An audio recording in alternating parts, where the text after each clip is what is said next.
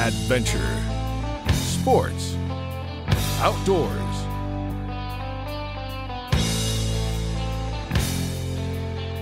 With host Harry Canterbury.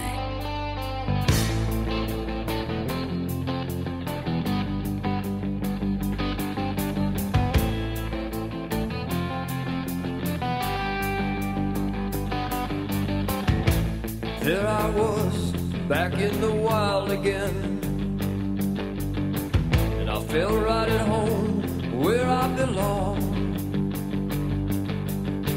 I had that feeling coming over me again, just like it happened so many times before.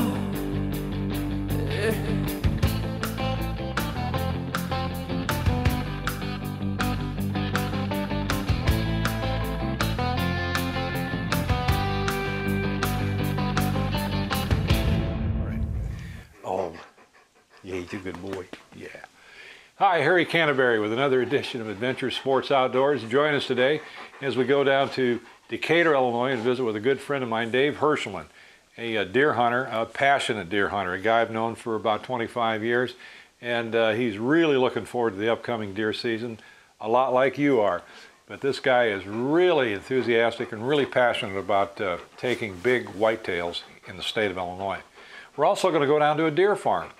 And we're going to get to see little baby deer that are a week, 2 weeks old.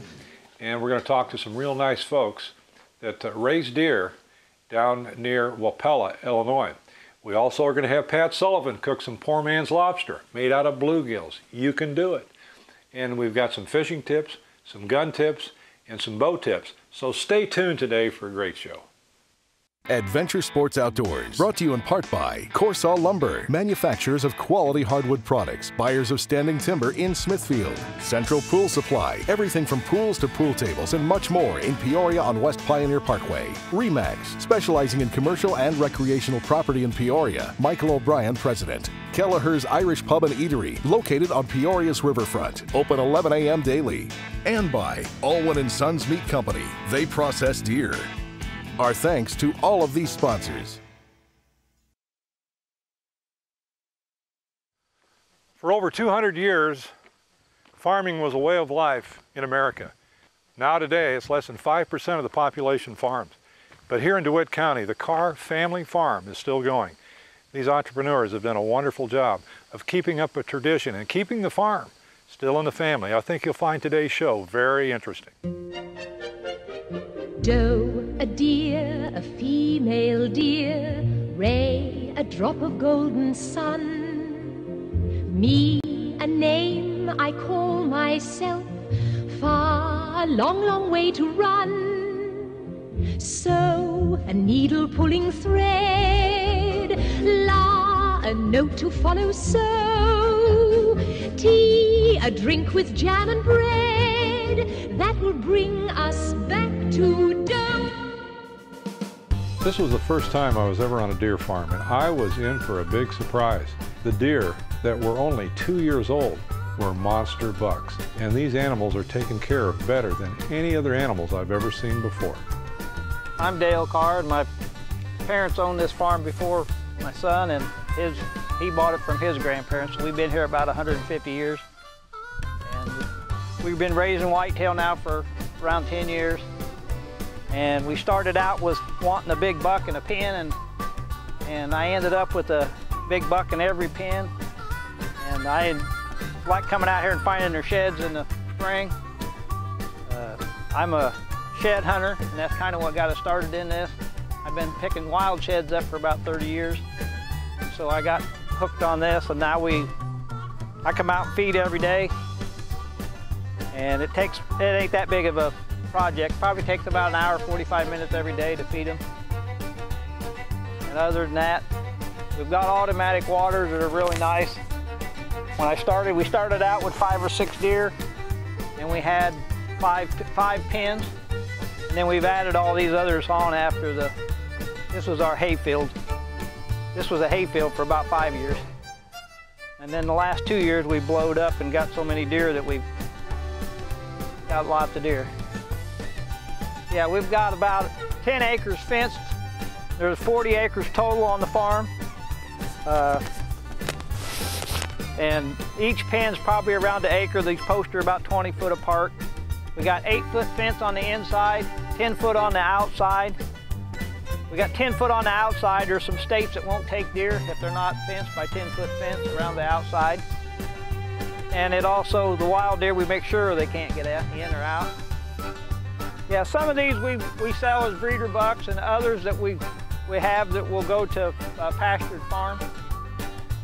We sell them that way, and the does will go for people to, they're breeder does, so most of the does will go to farms for people to have more fawns. They'll grow horns faster and bigger than they will in the wild, and that's what they're after. They can market a buck in 3 to 4 years, otherwise it takes 6 to 8.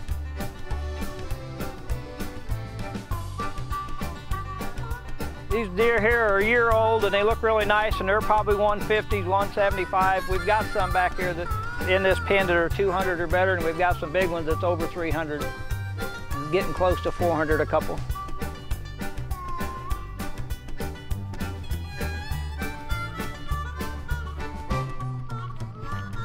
Now, in the wild, what's the I should know this, but I don't. What's the largest deer in Illinois that are close to? What would be you know, on a typical or non-typical? Because when you get that big, you got to go non-typical. What would a non-typical, a big one in Illinois be?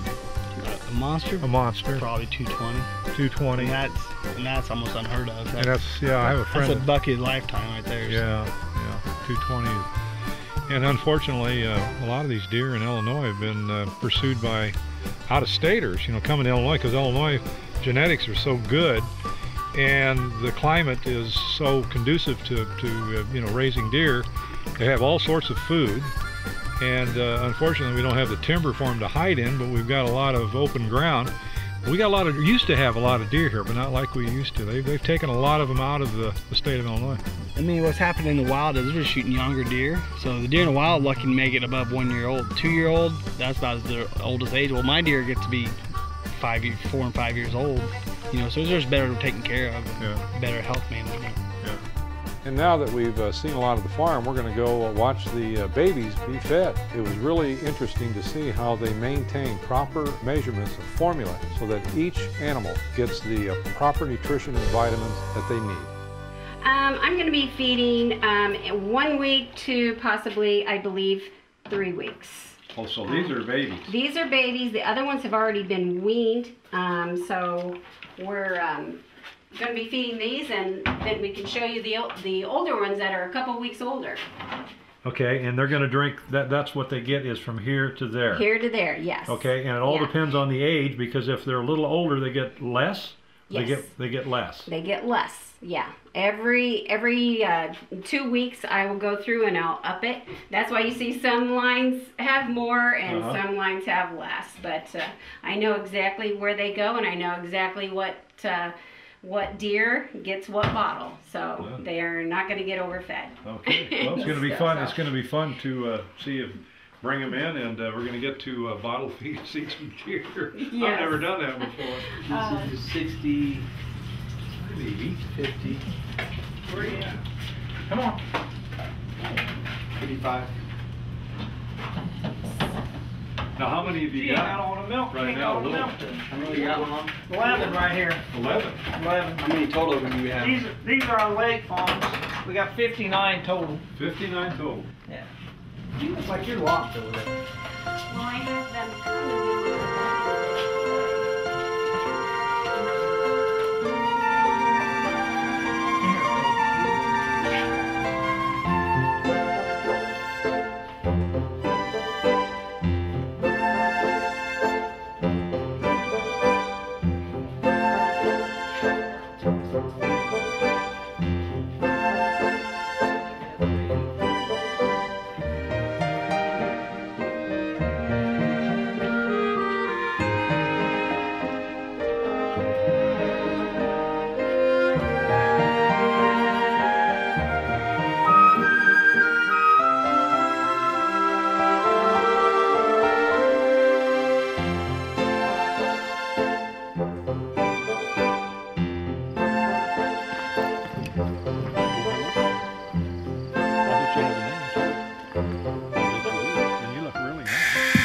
very friendly. Yeah. Are you looking for food?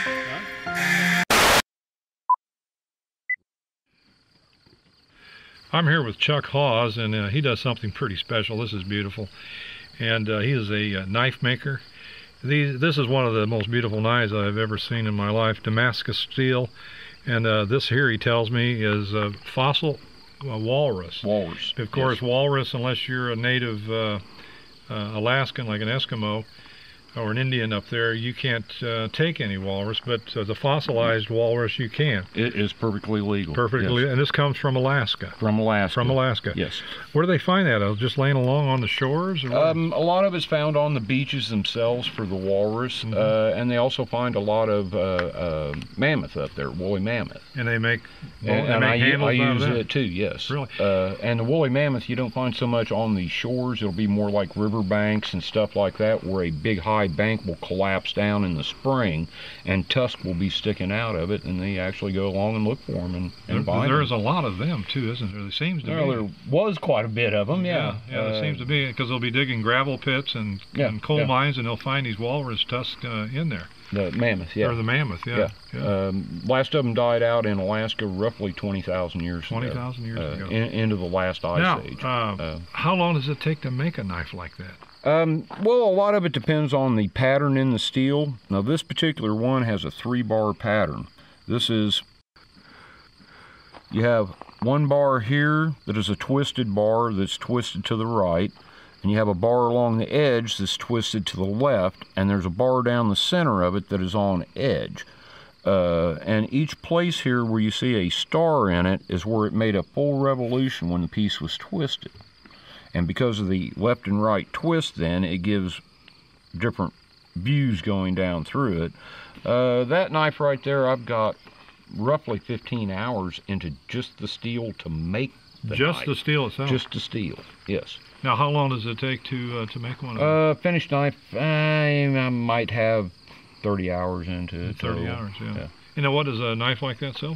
That one right there is $1,400. $1,400. So this is a high-end heirloom. These are heirloom knives. Yes, collector quality pieces. But all my stuff, I strive for usability. They've got to cut well, hold a good edge, be strong. Knife first and foremost, above anything. So a person can use it, sharpen it, but I mean, when you're spending that kind of money, it's more of a conversation piece, something to look at, something to hang up on the wall or whatever. But well, a knife that big, not many people would carry it around anyway. Yeah. Do you make smaller knives? Oh yes, I make many hunting knives. Okay. Well, I'll tell you what, we'd like to make a little piece about you doing this, and next month we're going to do a show. And with Mr. Hawes, and we're going to manufacture a real nice knife. Now that is one piece of work, man. I'll tell you, that is beautiful.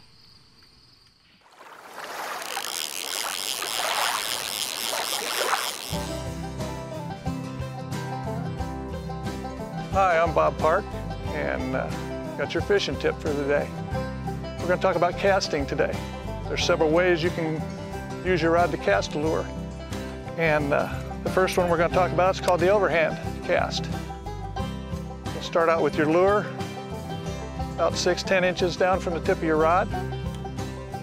Then you'll bring the rod tip up over your shoulder and then cast her in that motion. That gives you your overhand cast, and that's the one that most of you fishermen are familiar with.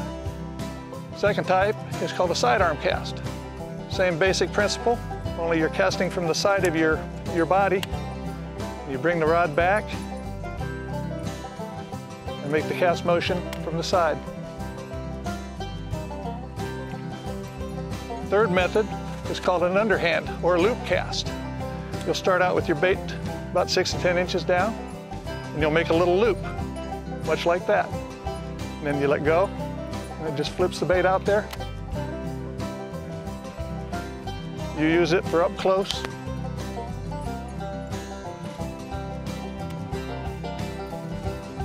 And then for you jig fishermen, you have flipping. Start out with your bait out, grab the line, you get a swing on the bait, then let the line out, dropping the lure into the water. You don't reel it in, you pick up the line and pull it back out. And that's your flipping. The last method we're going to talk about is called pitching. It's very much like flipping, only it's for longer distance. Take the lure in your hand, swing, lure into the water. Try these methods, and with some practice, you can become a better fisherman. I'm Bob Park, and that's your fishing tip for today. Bob Park, what a fisherman. I wish I was that good, but this guy is, he's on top of things. Hey, we're going to go down to Decatur, Illinois and visit with a good friend of mine, Dave Herschelman, a passionate deer hunter, an old-time deer hunter. This guy doesn't use ATVs, trail cams, food plots. He goes out there and he hunts deer like they did, like the Indians did. He's really, really into it. So I think you'll really enjoy this next segment about a guy who loves to hunt deer.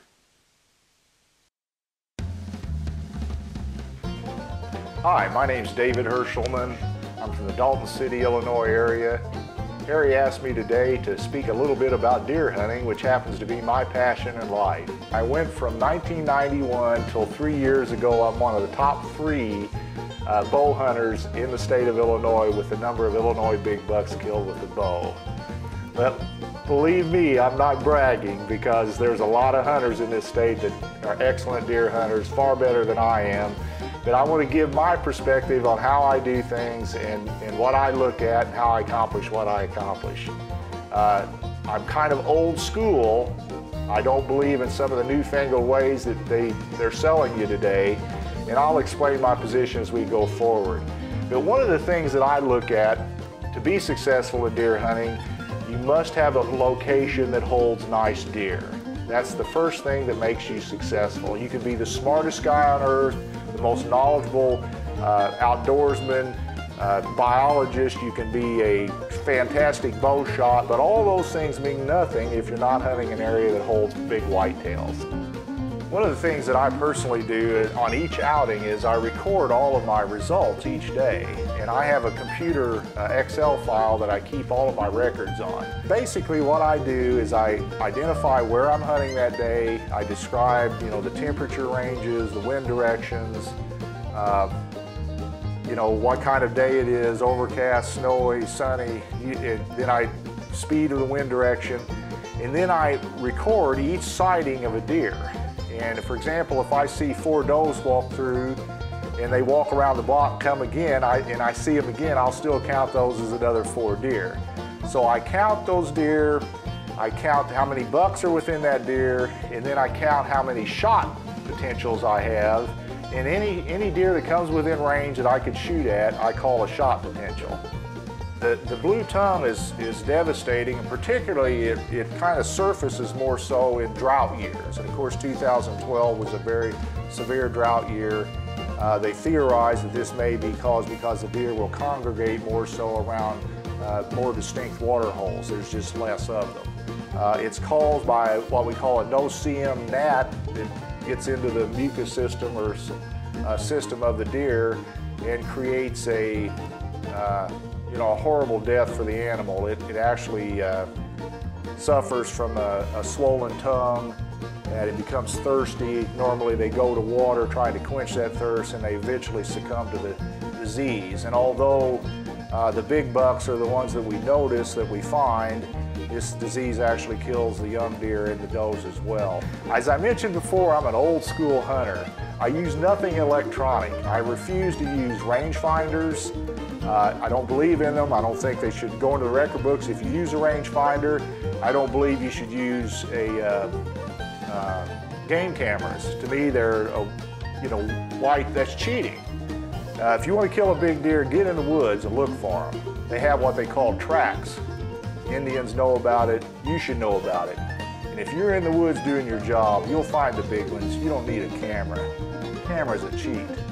The other thing that one of my other banes is, the first thing I ask a potential deer hunter, do you own a quad runner?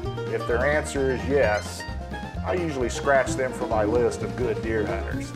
A quad runner should never enter the woods to hunt deer. The only time that I'll give you that is if an individual is handicapped or for some other reason needs to get it out. Maybe he's elderly or something like that. Or best case scenario is you've got the animal dead. After he's dead, you don't have to worry about it. Then you can go get your quad runner and get him out. But people will argue with me that, believe me, you'll bust turkeys off the roost at 150 yards with a quad runner and they don't come back if they get constant pressure. So, not a fan of that. Walk in, control your wind. We'll talk about that a little bit later, but you have to think like a whitetail and you have to think like a big whitetail if you're going to be successful. As I've said earlier, there's a lot of people that are experts that'll tell you how to do things, but I'm going to give you one little tip about whitetail hunting. I see young archers that are learning to shoot their bow in a hunting situation, and they want to, because they're not real strong at pulling the bow back, they cheat. And they raise up and they flex those shoulders out and they use all their muscles and they pull that thing back.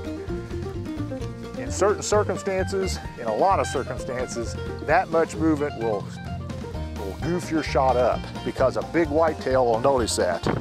You have to train yourself, and I'm going to demonstrate by, if you're sitting in a stand or even on the ground, you have to be able to, if you sneak up on a whitetail or a whitetail sneaks up on you, you have to be able to draw that bow back in slow motion and make that shot without bringing attention to yourself. Let me demonstrate. Again, that was too quick, but you come up slowly and then you just draw that bow back very slowly and come to your shot.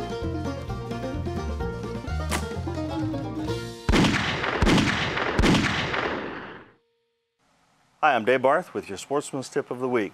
Concealed carry has finally passed in Illinois, and shortly we'll be able to carry handguns.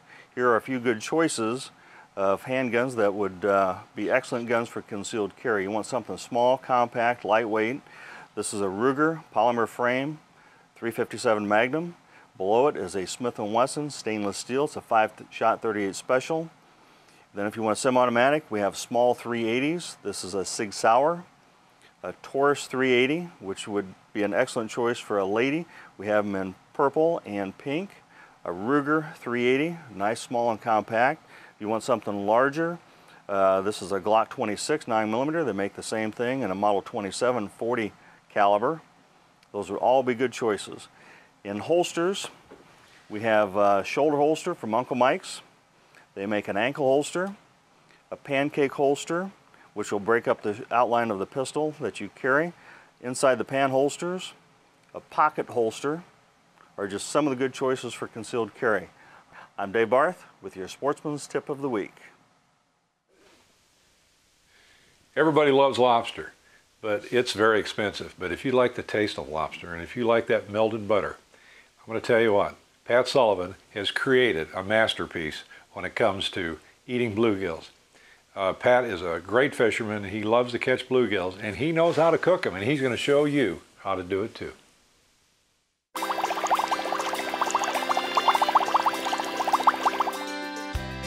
Hi, I'm Pat Sullivan. We were fortunate enough to have a beautiful August day, and so we take advantage of it. We've been on a lake fishing, so we're going to clean some fish. Now we start by catching them first, and we brought them in. We're getting ready to clean. We want to show you how to do poor man's lobster. We do that with bluegill. So now we'll get into the bluegill. Look at the size of that bluegill. This lake we've been fishing, I love this lake. Look at the size of that bluegill. And I don't have a small hand, folks. That's good bluegill there. We have one small one there, but I'll show you how to clean him too. Look at this bluegill. You're not going to find a better bluegill. Good old Illinois bluegill. Take it down to about a ½ inch, flip it over. Knife never has to shut off.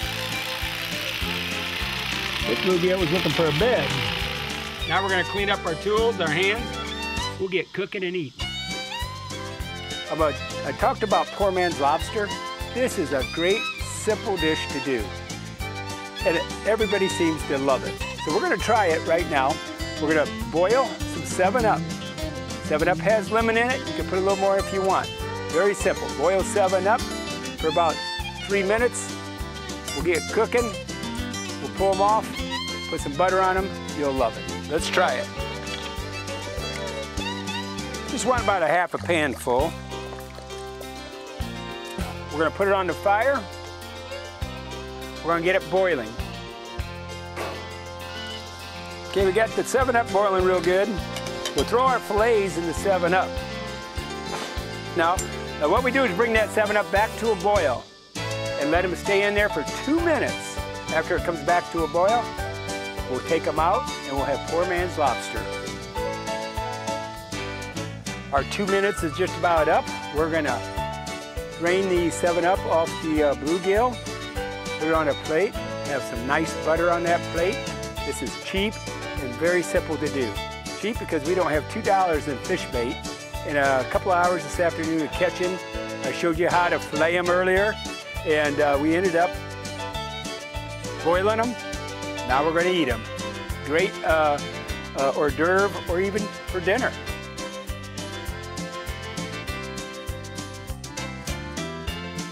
Our 2 minutes is up on the boil.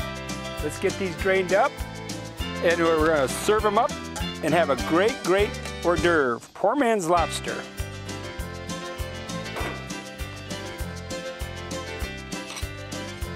We've got some lemons. Some people may want lemons. Of course, we're at Harry Canterbury's house, and he just brought in a fresh tomato out of the garden. We slice that up. Fresh tomatoes go good with anything. Here's our bluegills. Look at that, isn't that beautiful?